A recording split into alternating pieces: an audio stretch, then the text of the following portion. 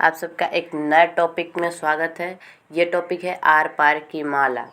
इस वीडियो में हम आर पार की माला की कहानी का सारांश देखेंगे, लेखक के बारे में थोड़ा बहुत चर्चा करेंगे। उसके बाद कहानी का उद्देश्य देखेंगे कि इस कहानी का उद्देश्य क्या है। तो आर पार की माला क्या क्या देखेंगे, इसमें उद्देश्य देखेंगे और जो लेखक हैं उनके बारे में थोड़ा बहुत जानेंगे। तो चलते हैं, वीडियो को स्टार्ट करते हैं बिना समय गवाए, क्योंकि टाइम बहुत इम्पोर्टेंट है। तो देखिए, पहले हम लोग लेखक के बारे में बात करेंगे कि जो लेखक है इस कहानी को लिखा है, आखिर उसके बारे में तो कुछ बहुत जानना ज़रूरी है। तो इस लेखक के बारे में जानते हैं। ये आर पार की माला के लेखक कौन है? तो शिव प्रसाद सिंह है। कौन है? शिव प्रसाद सिंह है। और इनका जो शिव प्रसाद सिंह है, इनका जन्म 19 अगस्त सन 1928 को होता है।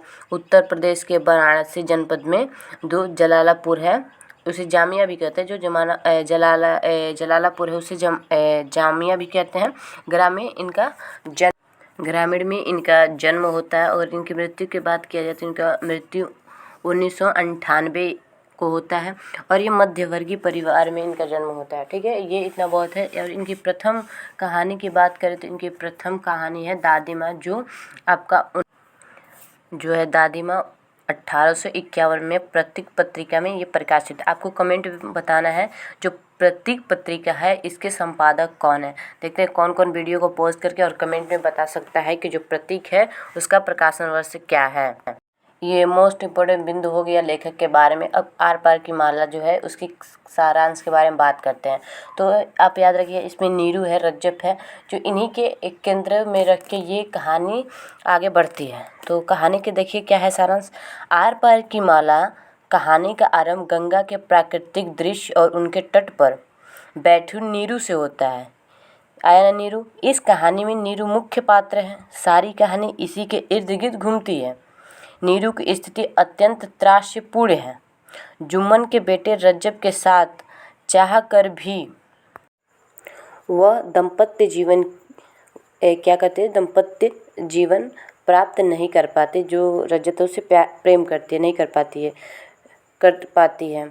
फिर पिता के आक्रामक निश्चयता और मौन स्वीकृति से नीरू को ठाकुर साहब के यहाँ आना जाना पड़ता है। जो ठाकुर है वहाँ नीरू आती जाती है, लेकिन रज्जब से वो प्रेम करती है। ठीक है, रज्जब के द्वारा पूछे जाने पर कि तुम यहाँ अकेले रहती हो, तो वह कहती है नहीं, मैं भी वहीं रहती हूँ, झोपड़ी में तो कभी कभी आती हूँ। कहा कहती झोपड़ी में रहती, लेकिन ठाकुर के यहाँ कभी कभी आती हूँ। जानते हो, ठाकुर की 2 औरतें हैं, यानी उसकी 2 बीवी हैं, मगर उसके मन नहीं भरता। ठाकुर जो उसका मन नहीं भरता 2 बीवियों से। बाप नौकर है तो बेटी नौकरानी, और वह सुबक सुबक कर रोने लगती है। जब ये बात कहती है नीरू रज्जब से, तो क्या करती है? रोने लगती है। रज्जब को परिस्थिति वास्तविकता ताड़ जाने में देरी नहीं लगी। और जब वो सिसक सिसक कर नीरू रोती है तो रज्जब को क्या होता है, स्थिति का पता चल जाता है। जुम्मन ठाकुर की दवानी पर स्थिति मटरू नट से लड़की की विदाई की बात करता है, तो जुम्मन विदाई से इनकार कर देता है। क्रोध तुल्य जुम्मन, जो रज्जब है, जुम्मन से कहता है जाएगी तो तुम्हारी रोटी कहाँ से मिलेगी? किसे कहता है? नीरू के पिता से कहता है। यह वाक्य ही उस परिवार की पूरी कलही खोल देता है। क्या कहते हैं? पूरे कलही खोल देता है। देखिए, वास्तव में नीरू के पिता की लिप्सा ने उसे ठाकुर की रखैल बनाने पर मजबूर कर दिया है। उसमें पीड़ा जन्य आक्रोश तो है, पर ठाकुर का किसी तरह से वह विरोध नहीं कर पाती। उसके अंदर क्रोधता है, लेकिन वह विरोध नहीं कर पाती है। अपने भीतर की खीस जो है को व्यक्त करने के लिए आर पार की माला जोड़ते जो नवविवाहित दंपत्ति को देखकर क्या कहती है, थूक देती है। हम लोग सारांश देख लिया। बुद्धिस्ट के बारे में बात करें तो नारी का जीवन का चित्रण इसमें देखने को मिलता है। मार्मिक और यथार्थवादी की कहानी है जो शिव प्रसाद सिंह की है, और इसमें शिल्प अत्यंत सुसंगठित है। वास्तव में यह कहानी उपन्यास का लघु रूप जान पड़ता है। इसे लघु जैसे उपन्यासों से लघु रूप में भी जाना जाता है इस कहानी को।